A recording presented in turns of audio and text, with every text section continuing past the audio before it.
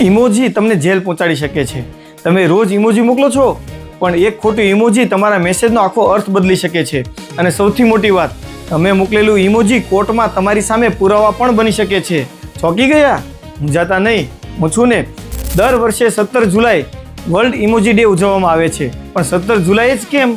કારણ કે તમારા ફોનમાં રહેલા કેલેન્ડર ઇમોજી પર મોટાભાગે 17 જુલાઈ લખેલું દેખાય છે. હવે આ ઇમોજી જુઓ.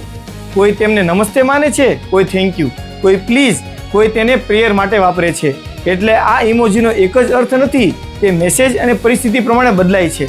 અને આ ઇમોજી ઘણા લોકો માટે તેનો અર્થ ખૂબ હસવું છે, પરંતુ ઘણા જેનજી યુઝર હવે વધારે હસવા માટે આ અથવા આ ઇમોજી વાપરે છે. આનો અર્થ અહીં મૃત્યુ નથી, તેનો અર્થ થાય છે હસીને મરી ગયો. પણ ધ્યાન રાખજો, જો ધમકીભર્યા મેસેજ સાથે આવા ઇમોજી મોકલવામાં આવે તો પોલીસ અને કોર્ટ મેસેજના સંદર્ભ સાથે તેને પુરાવા તરીકે જોઈ શકે છે. એટલે ઇમોજી નાનું છે, પણ તેનો અર્થ અને પરિણામ બહુ મોટા હોઈ શકે છે. તમે સૌથી વધુ કયો ઇમોજી વાપરો છો? કોમેન્ટમાં ફક્ત એ ઇમોજી મોકલજો. અને હા, ફોલો કરવાનું ભૂલતા નહીં.